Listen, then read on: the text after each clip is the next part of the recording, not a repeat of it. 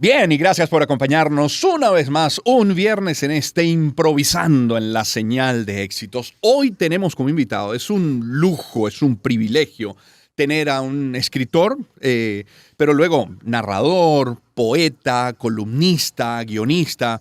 Sus libros son increíbles, sea Rating, sea La Enfermedad, sea Patria o Muerte.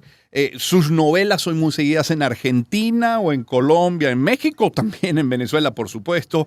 Licenciado en Letras por la Universidad Central de Venezuela, luego profesor de la misma universidad, premio Herralde de novela en el año 2006, premio Tusquets de novela en 2015, hasta en China reconocido. Y tenemos el gusto de recibir en nuestro programa el día de hoy a Alberto Barrera Tisca. Alberto, qué gusto saludarte. No, estoy encantado de estar con ustedes y poder conversar un rato con Román Miguel. Así es, así. Dice usted, y menciona a Miguel, porque tenemos al maestro Miguel Delgado Esteves. Maestro, ¿cómo está usted? Buenos días, encantado de verte y encantado de compartir contigo y por supuesto con Alberto, con quien nos une una amistad hace muchos años. Hemos compartido unas cuantas cosas por allí y algo que a mí me hace mucha falta con respecto a Alberto es que los domingos, cuando uno iba a comprar el Nacional, habían dos partes del periódico que eran infaltables para mí. Primero, por supuesto, leer qué había pasado con el fantasma y Diana Palmer. Y lo otro, leer el artículo de Un País a la Semana de Alberto Barrera Tisca. Sí. Así que un placer de verdad verte, Alberto, y bueno, chévere. Aquí estamos y aquí, como decía el Tercio, aquí estamos y aquí seguimos. Alberto, yo quiero comenzar muy atrás. Yo quiero saber cómo fue tu infancia, cómo fueron aquellos primeros años, por ejemplo, en el colegio, cuáles eran tus materias favoritas. ¿Qué recuerdas de aquellos primeros años de vida? Pues fíjate que no mucho.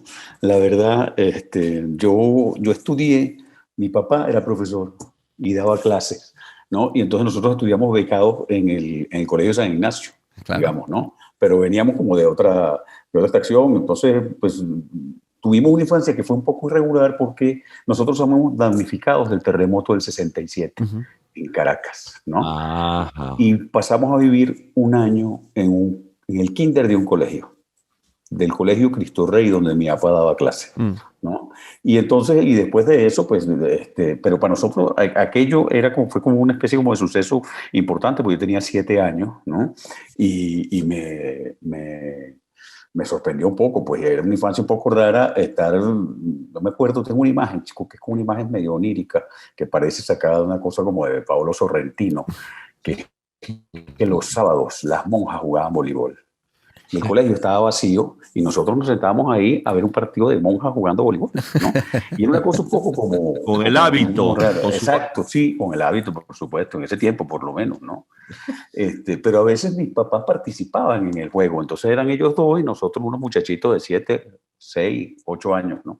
Ahora, y la memoria siempre digamos, uno recuerda como lo que quiere y lo que va inventando. Entonces, a mí me gusta mucho esa imagen. De repente después hablo con mis hermanos y mis hermanos dicen, pero eso no fue tan así, o yo no recuerdo eso, ¿no? Pero para mí sí es un recuerdo como vivido, todo lo que tiene que ver con el terremoto. Sí, ligado a la literatura, para que tú veas que lo principal, mi papá hacía una cosa ya un poquito más adelante, maravillosa, que yo le agradezco como siempre. Que es que él leía los sábados o los domingos a veces en el patio de la casa poesía en voz alta. Y es una cosa que yo después leía que sí, pues aquí en Azoa, Andrés Eloy Blanco, nos ponía a nosotros a recitar incluso. Y ahí yo descubrí una función del lenguaje distinta, musical, o sea que las palabras servían para una cosa diferente a esto de estar hablando. Yo tengo casi como que la imagen de sentir que ahí había una especie de danza donde yo podía oír esa rima y esa musicalidad de las palabras como chocando. Y yo creo que ahí nace un poco como mi fascinación con las palabras. Por eso yo soy un gran defensor, por ejemplo, en la cosa de la lectura con los niños, de leer en voz alta. Sí. Creo que es una cosa maravillosa.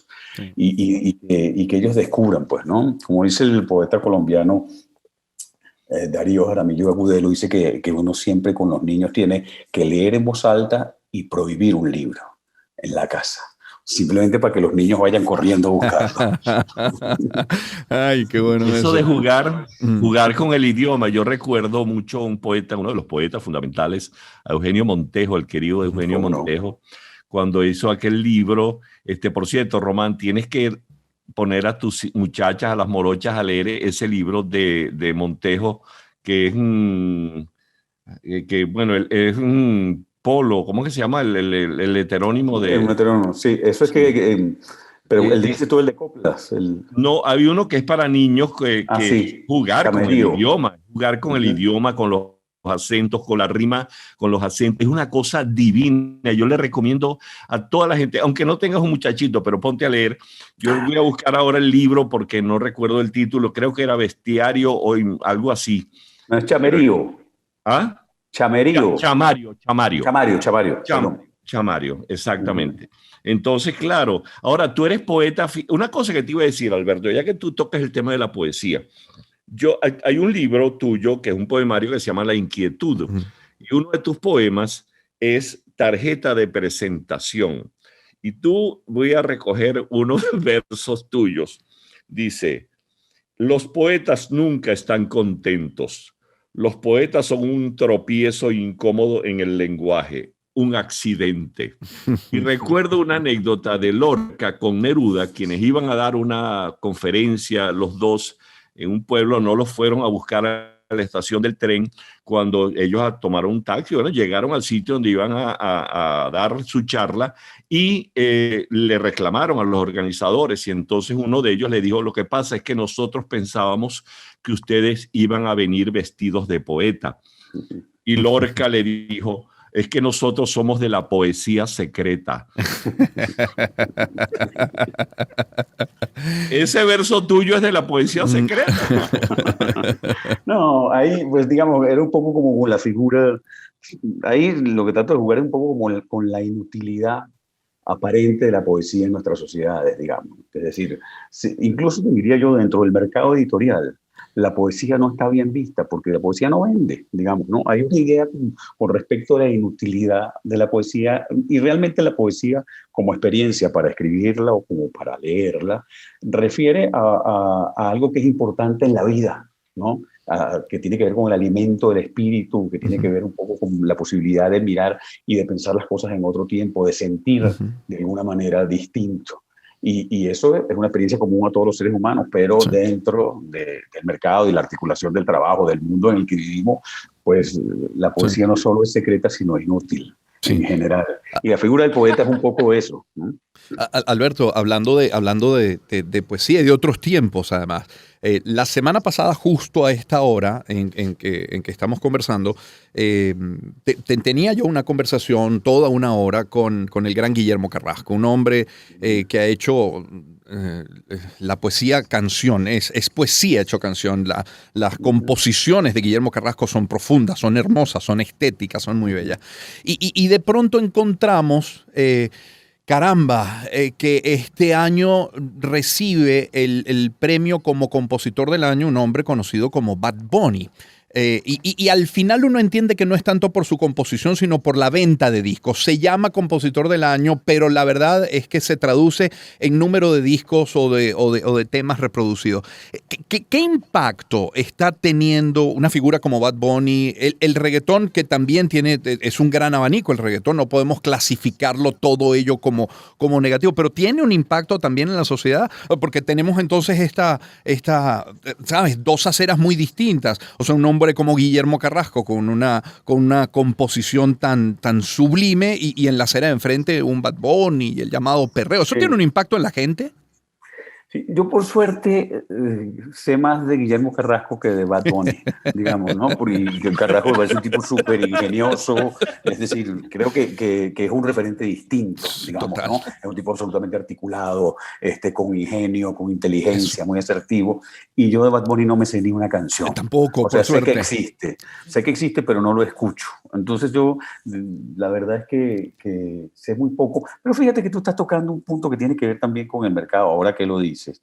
Digamos que funciona porque comercialmente las cosas funcionan, digamos, y eso, Bad Bunny está ahí porque tiene una cantidad de seguidores. Entonces ahorita para nosotros empezamos a buscarle dónde está el arte, dónde está la inteligencia, dónde está el fraseo musical, pues, ¿no? Pero eso pasa en todos lados. El año pasado se dio un premio, que fue un escándalo, pero es una cosa interesante. Una editorial en España le dio un premio de poesía a un escritor venezolano, no sé si escritor, poeta, yo no lo conozco ni lo he leído, ¿no? Pero fue alguien que mandó los poemas. Y resulta que la calidad no era, y era un tipo no conocido, yo no me acuerdo cómo se llama, es un joven de Valencia, ¿no? Pero que bueno, se ganó su plata y claro, cuando se empieza a decir que hay poca calidad en los versos, se empieza como una especie de cuestionamiento de quién es este hombre y cómo gana, se revela un poco cuál fue la decisión del jurado. Y entonces, entre una de las cosas era que el jurado, al parecer, revisa todos los manuscritos y no encuentra gran calidad en ellos. Y dicen, bueno, pero ¿a quién le damos el premio? Y la razón es, digamos, el criterio es, busca ver quién tiene más seguidores en las redes sociales.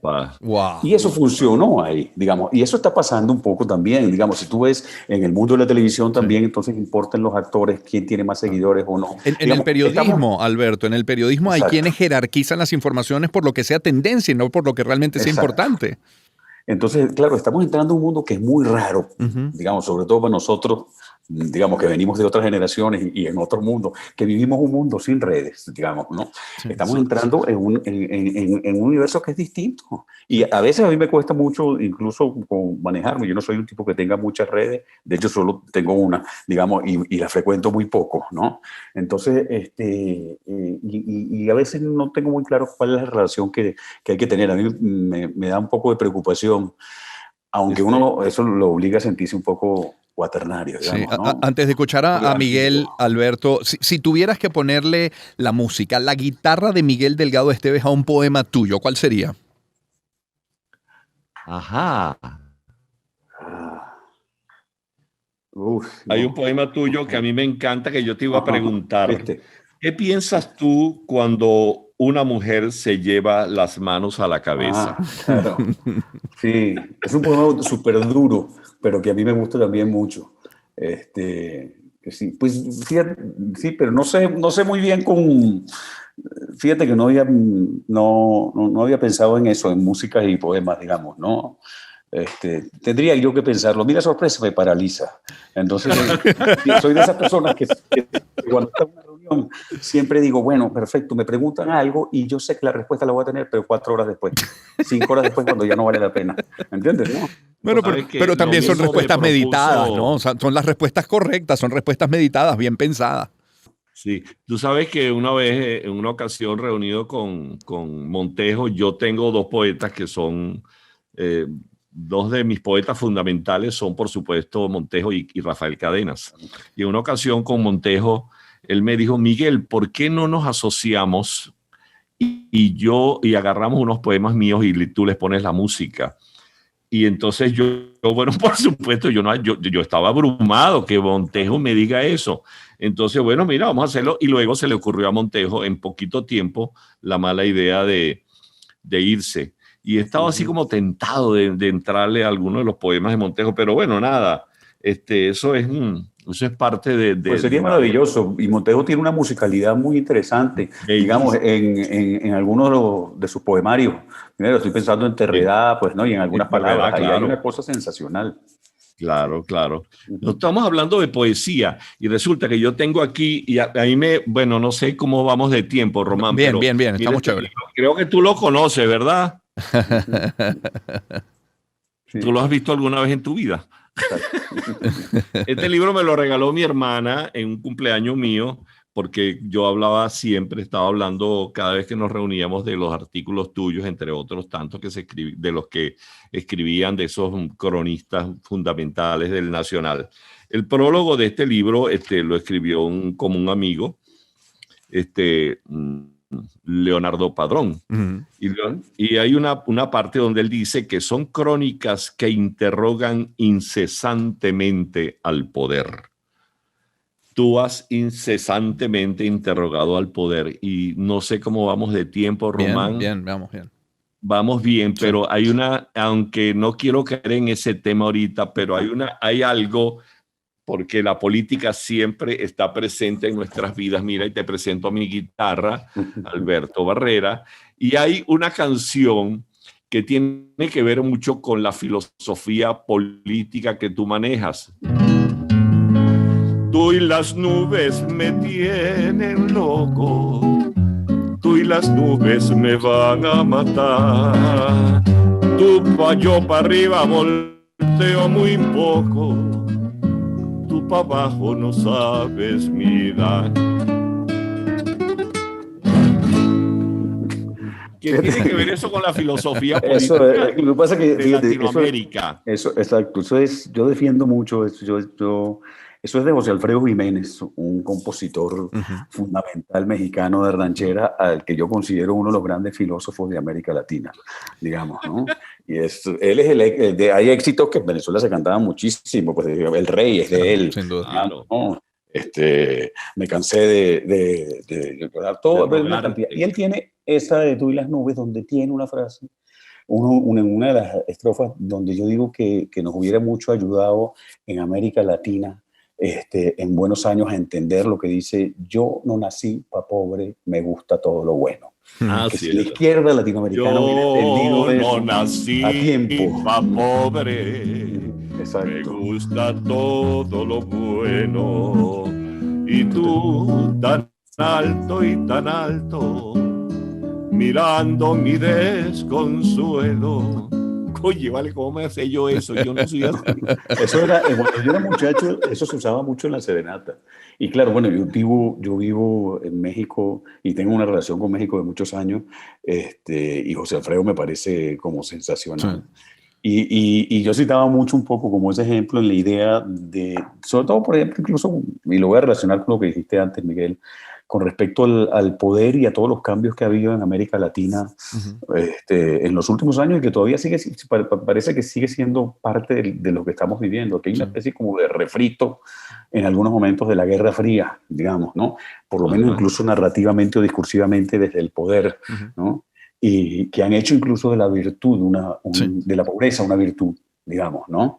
Y es sorprendente, digamos. Yo creo que en América Latina tendríamos que pensar demasiado otra vez en esos términos, ¿no? Sí. Hablando de narrativa y de poder, Alberto Barrera Tiesca, nuestro invitado, una muy buena entrevista te hizo alguna vez para El Nacional Karen Lentini Gómez, y el título, lo voy a descontextualizar, ojo, pero el título de esa entrevista era: las palabras son también una forma de hechizo.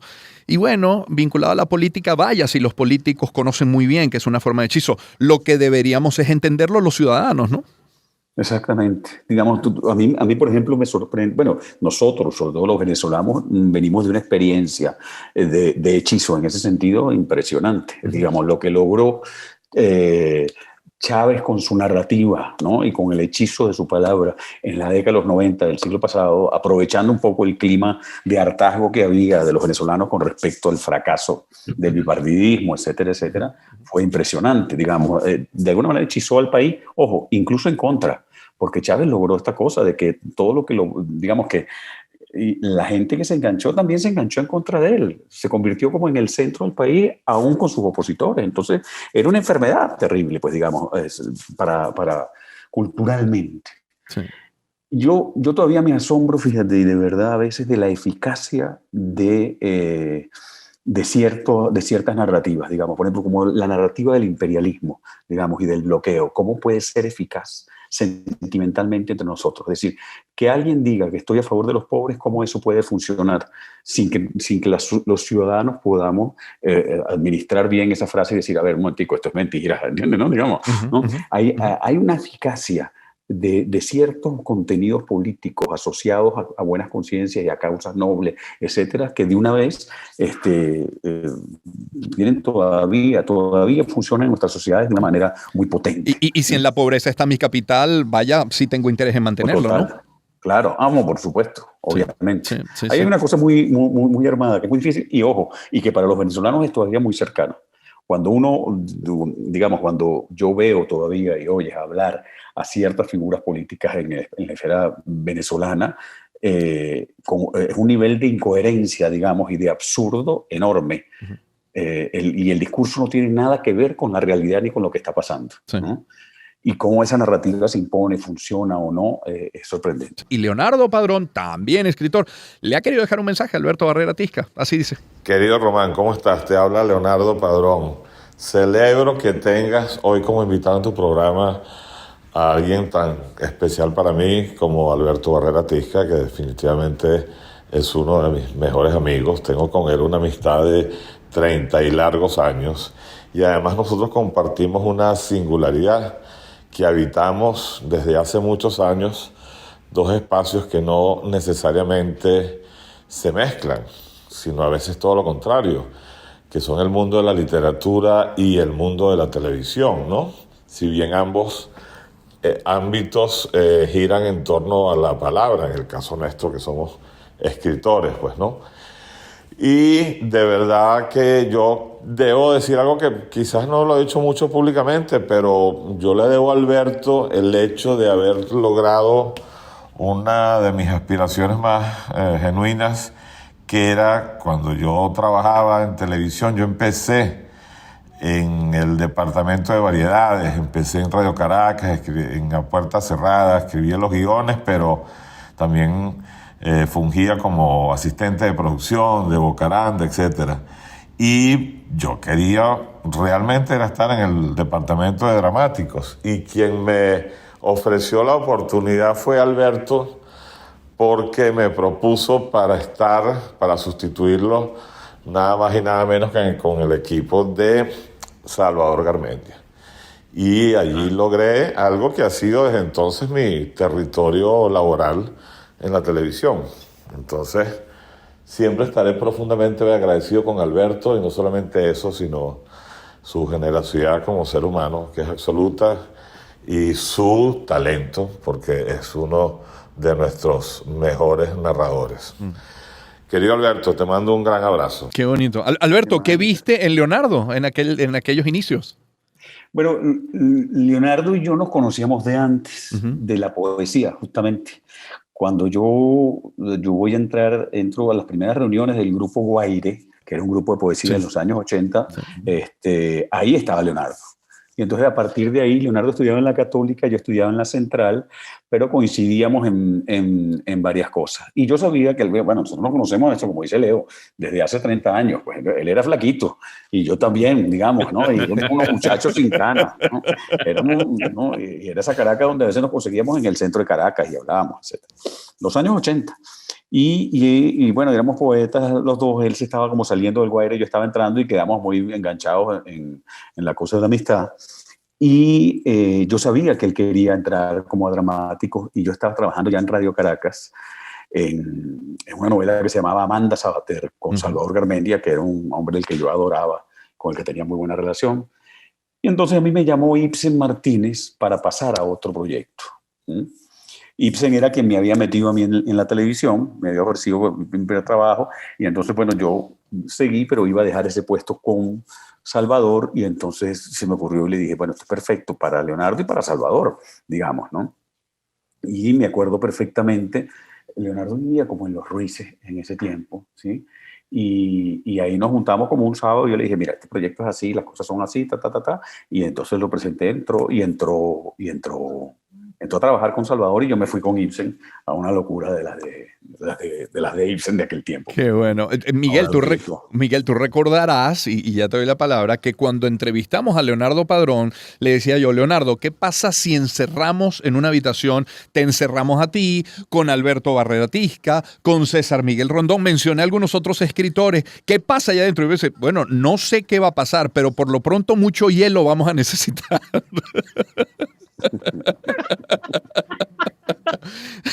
En efecto, tú sabes que ahora que aparece el querido Leonardo, yo te quiero también hacer una oferta, Alberto Barrera Tisca. Algún día tú vendrás aquí a mi casa, y de verdad que es un gran honor. Tú sabes que Alicia, mi esposa, también es egresada de la UCB en Letras. Y entonces aquí en mi casa hay unos rosales muchas matas de rosas, hay un rosal para Garmendia, hay un rosal para García Márquez, otros que Alicia es la que los configura. Y yo le ofrecí a Leonardo que cuando viniera le iba a dar uno de esos rosales, va a ser para él y para Mariaca.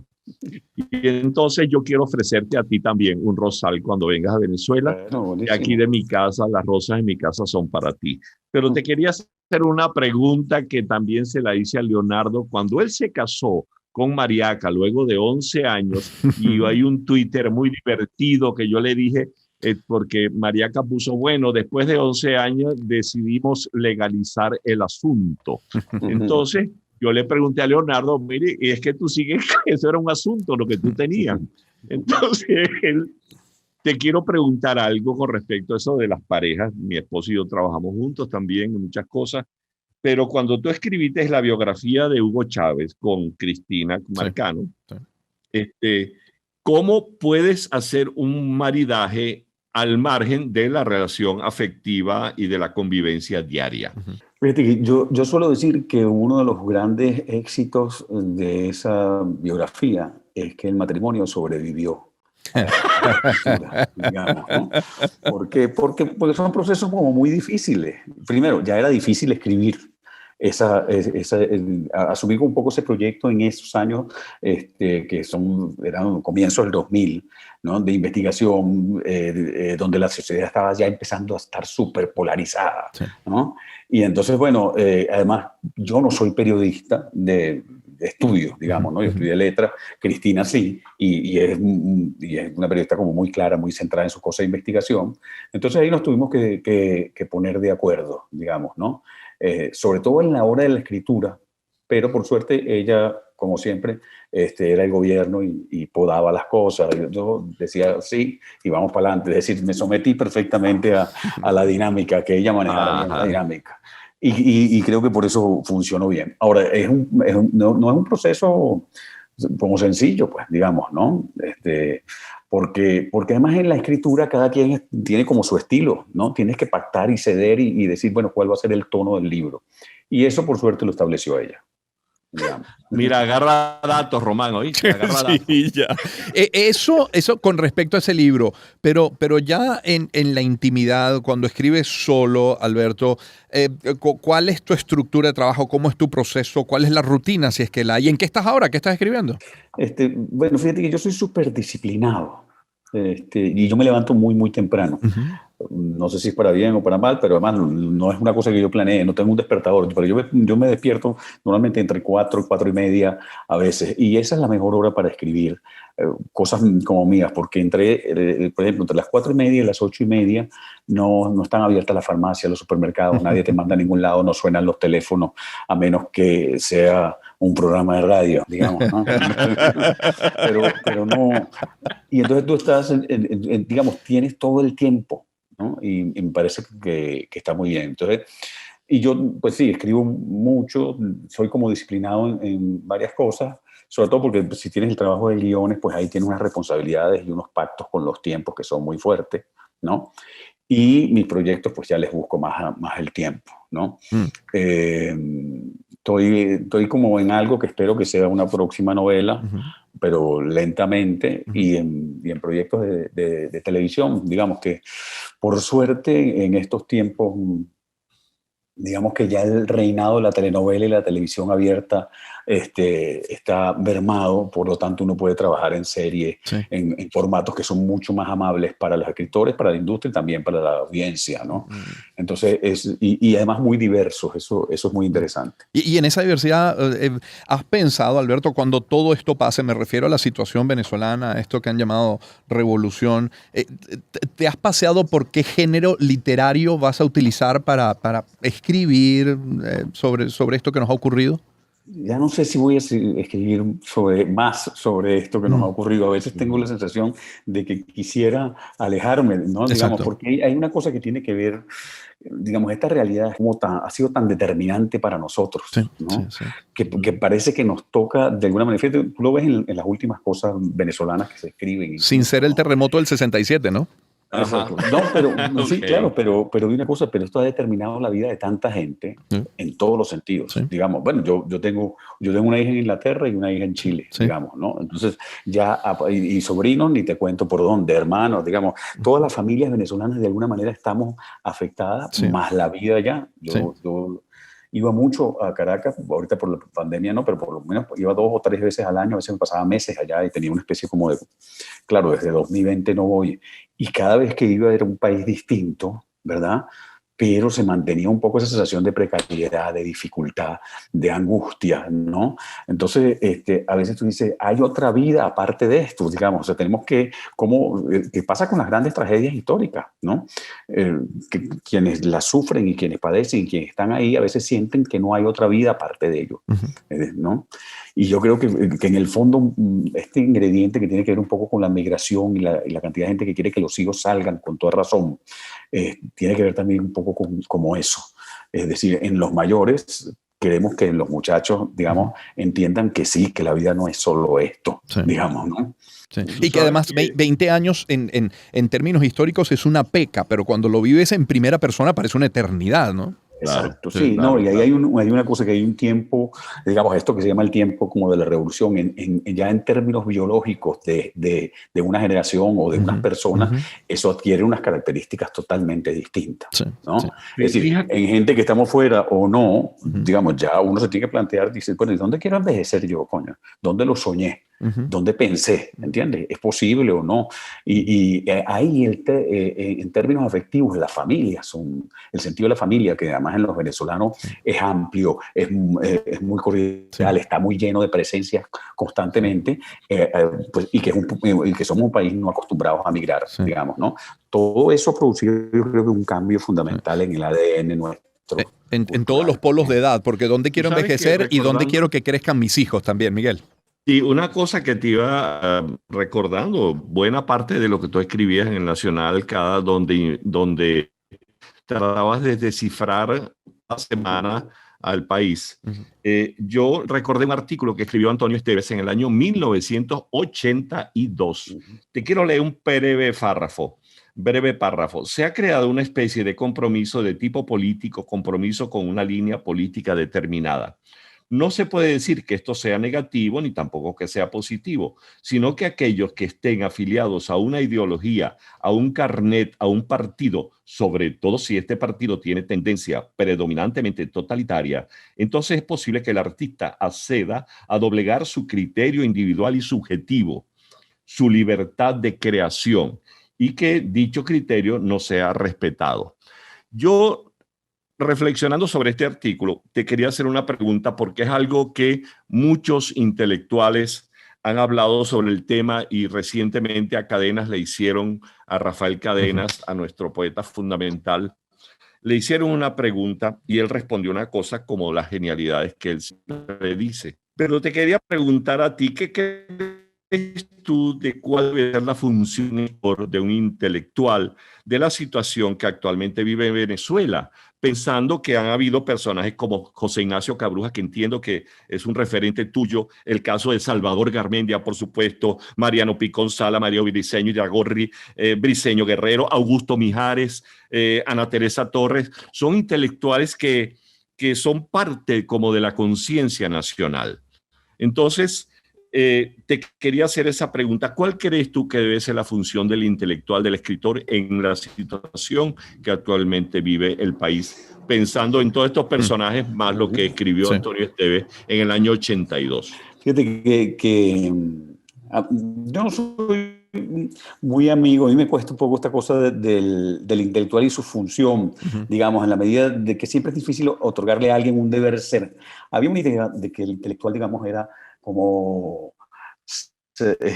conciencia y elocuencia de la tribu, digamos, Mm, ¿no? Aquel que tenía un poco como la figura del iluminado, mm, ¿no? Y yo creo que el intelectual, bueno, o para decirlo de alguna manera, creo que el escritor, el artista, ¿no? Pero que es algo que le puede tocar a cualquier ciudadano, sí. ¿no? Aquel que trabaja incluso, digamos, con las palabras, puede mirar de alguna manera lo que hace y tratar de poner las preguntas que todos tenemos, digamos, ¿no? De darles una forma. Yo sí creo que tiene que dentro de lo posible, velar y cuestionar al poder, digamos, sobre todo cuando el poder se presenta como un poder que asfixia a la ciudadanía y que no está, digamos, al servicio de los ciudadanos. Entonces, yo sí creo que la escritura, el arte en general debería ser el lugar de las preguntas, ¿verdad? De la visibilización de la herida que está en una sociedad, digamos. Me gusta menos esta idea de que los intelectuales pueden ser vanguardia, conciencia, digamos, unas figuras así como editoriales que están diciendo el conserje del ¿no? moral de la sociedad que dice por dónde tienen que ir las cosas. Ahí eso es una figura con la que me reconcilio menos, ¿no? Pero sí creo que tratar de, con toda honestidad, cuestionar al poder, ¿no? Y poner las preguntas que se hacen los ciudadanos, ¿no? Y después de las libertades, creo que sería fundamental. Sí, creo que es algo que podemos hacer todos los ciudadanos. Creo que lo ha dicho bien Alberto, es un asunto de ciudadanía. Aplica también para ustedes, para los músicos, Miguel, artistas en términos generales, pero para los periodistas. Hay quienes ejercen hoy el periodismo pensando que siendo asépticos en su desempeño están haciendo lo correcto. Yo prefiero quedarme con aquella idea de la muy querida profesora Marta Colomina. Decía, es momento no de salpicarse, es momento de mojarse. Y creo que sí es momento de mojarse. Desde hace años lo es, de hecho, Miguel. Mira, una cosa, quiero brincar para otro lado. Yo me enteré que el apellido tuyo, el segundo apellido tuyo, tiene que ver con el primer apellido de Román. Ustedes son polacos los dos. Así, bueno, me figuro yo que sí, mi abuelo era polaco, ¿no? De hecho, creo que fundó el Club Polaco, digamos, ¿no?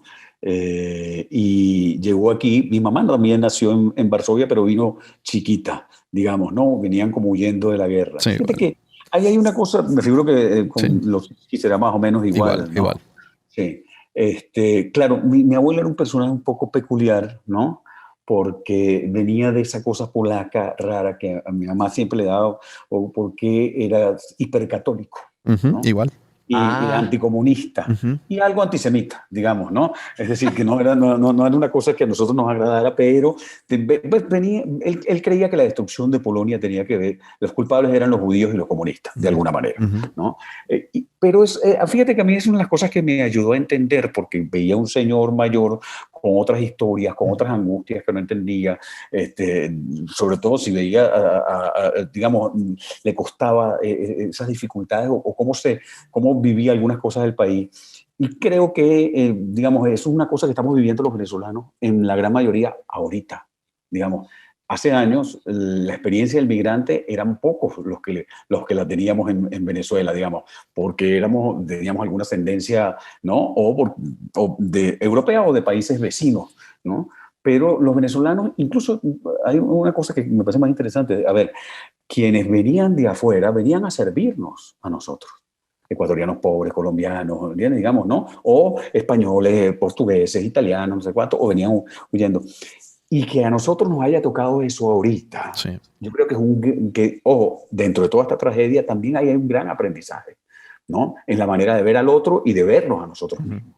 Hay un cambio fundamental. Sí. Sí, mi abuela, que en paz descanse, en sus últimos años, ya sobre los 80, decía, caramba, haber tenido que salir de España, en el caso de mi abuela materna, haber tenido que salir de España producto de la guerra civil y estar pensando ahora en la remotísima, claro, improbable posibilidad de tener que emigrar de nuevo. Es muy doloroso para una mujer que se estableció y que sintió como su país, que se sentía mucho más venezolana que española, por supuesto, igual que con mi familia polaca. Vamos llegando al final, Alberto, Miguel, para despedirnos. Alberto, rapidito, ¿cómo te llevas tú con la música, chico? Muy bien, y escucho de todo, además, yo soy muy, bueno, de todo, exceptuando el reggaetón y Ricardo Arjona, digamos. Bravo. Ay, bueno, Miguel. Bueno, un gran placer, Alberto, de verdad, hermano. Bueno, ya tendremos oportunidad de cantar unas rancheras. Yo sé que tú eres fan de las rancheras. Yo me sé como dos. Está bien. Así que... Una tarde de Chabela Vargas. Por supuesto, te quería... Dos compositoras. Recientemente en mi canal YouTube hice un programa dedicado a la mujer a través de 7 compositoras latinoamericanas, 2 de ellas mexicanas, María Greber con su alma mía sola, siempre sola, júrame cuando vuelva a tu lado, para de contar. Y por supuesto, Consuelo Velázquez con su Bésame mucho. Así que, bueno, nada, te quería cantar una de esas canciones, pero ya tenemos que despedirnos y ya sabes para que las escuches, porque a las mujeres hay que rendirles pleitesía, sí o sí. Perfecto. Se la debe. Alberto, muchísimas gracias por todo este Gracias tiempo. a ustedes, encantado de hablar. Una Vale. genialidad como Buenísimo. siempre, es un gusto escuchar. Alberto Igual. Barrera Tisca, el maestro Miguel Delgado Esteves, así llega al final de este Improvisando este viernes.